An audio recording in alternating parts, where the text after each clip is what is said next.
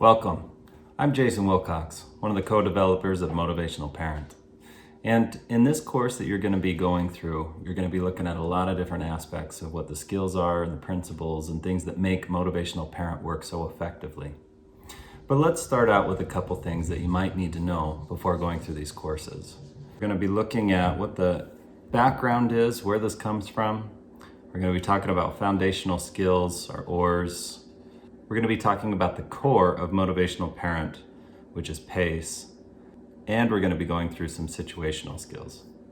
As you go through the materials, there's some principles to keep in mind about general parenting and the things that we're looking at when we do Motivational Parent. This includes the way that we engage with our children. It's identifying that parenting is about creating a safe, connected, secure, loving space. So we don't want to create a space that's built out of fear or hurt or anger. We want a place that's nurturing. So when we use corrective action, discipline, or guidance, we want it to enforce that nurture concept, not to be something that drives that fear that we were talking about earlier. When we do the opposite and we use fear, guilt, hurt, pain, shame, intimidation, or anger, we send the wrong message to our children. We're telling them that the environment isn't safe, and it's not safe to connect with you. And as humans, we want to connect, especially children to parents. They want to connect with their parents. And so if we do things to create that fear and the guilt and the shame or the hurt, it starts driving that disconnection, and then they feel like they can't come talk to you, they can't work with you, they can't engage with you. So it's going to be really important that, again, when we're doing the skills that we're going to be talking about, we're really trying to bring that nurturing atmosphere, that calm, patient, engaging atmosphere, where we want to really pull from the child and learn from them and guide them, not force and punish and coerce them.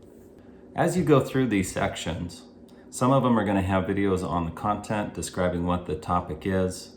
And then some of the content will also have discussions around the topic, which allows you to go into a deeper dive on how it actually applies and how to actually do these skills. So let's start out by talking about the background and where this comes from. Where it started is with Bill Miller back in the 1980s, where he started out using it with addictions. From there, it's gone to many different areas. It's used in medical centers, legal places, schools. The reason why it's spread is it's such an impactful way to communicate. When I was trained in motivational interviewing many years ago, I absolutely fell in love with it. It was something I thought was very impactful. And so I took it and I started using it with my children as well. Not in its entirety, but I allowed it to influence the way that I parented.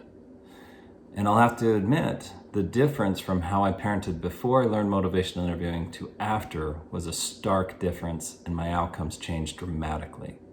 Instead of having contention or frustration with my kids or fights, it turned into something where we really negotiated and we figured out ways to work through things without a fight, without an argument.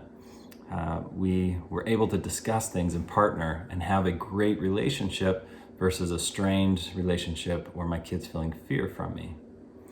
So when we started training people in MI Lead, a lot of people found the exact same thing. It was fascinating to me how many people would say, man, I really want to try this on my kids. And I'd say, yeah, go home, give it a try. It's a great place to practice. And then I'd have them contact me later saying, hey, I did this with my kids and my relationship with my kids is so much better. We don't have as many fights. We get so many more outcomes. We had more creative conversations, or conversations that ended with positive outcomes instead of conversations that ended in fights or arguments or someone with a consequence or discipline. What was happening is when they applied the MI Lead skills is they were creating a psychologically safe environment for their kids. And this made their kids want to engage with them more and talk with them more and trust that their parent is going to work with them versus come down on them. So it was a huge impact. From there, my partners and I discussed how can this impact parents across the board. Now there's things that motivational interviewing doesn't lend over to parenting.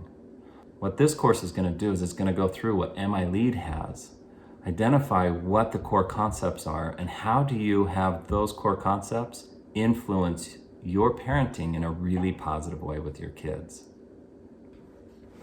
One quick side note to make: when you're making these changes, do realize that as you make these changes, if you have children that are showing behaviors you're not liking very much, you might see a spike in those behaviors before things start to extinguish. This is because your children learn behaviors to be able to work the system that they knew in the home. And when that changes, they're going to try to make it so that things go back to normal. And so they're going to really push you when you start trying these new behaviors to get you to go back to the old ones. That doesn't mean that you give up. What it means is that you push through that, you still continue the behaviors, still continue the new skills, and then you'll start seeing it alleviate. Kind of like what one parent told me when I was working with her, and she started adapting these skills. She told me that's exactly what happened. Her child started having some spikes in the outbursts and the frustrations and the temper tantrums, but then as she continued to utilize these skills, they started having a great relationship. And I remember her calling me and talking to me about it, saying, wow, things have really alleviated and we have a better relationship than I've ever had with her. So do remember, you might have that spike. Don't let that discourage you. Feel free to keep going forward, utilizing what you're learning. Now let's talk about where this is appropriate and where it's not appropriate.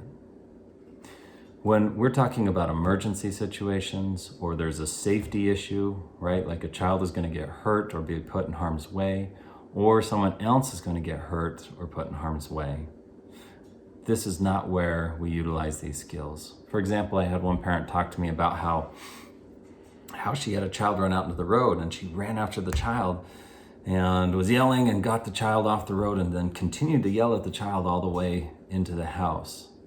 And she said, that should be okay, right? Well, sure, we might need to get the child off the road and deal with the situation that's emergent right off the bat.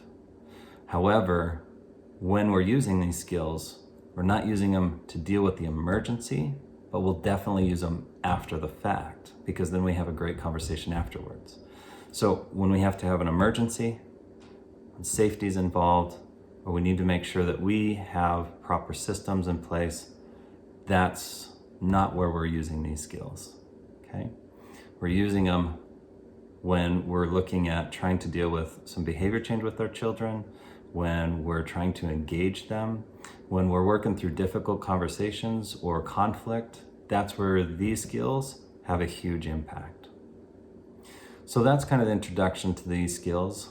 Hopefully you enjoy our training, and if you need any help, please feel free to reach out. We also, if you didn't notice on our website, we do offer coaching. If you ever want individual coaching, please contact us. We do offer the group coaching that you can sign up for. And there's multiple ways to get help from us if you would like. Just reach out to us and let us know. Thank you.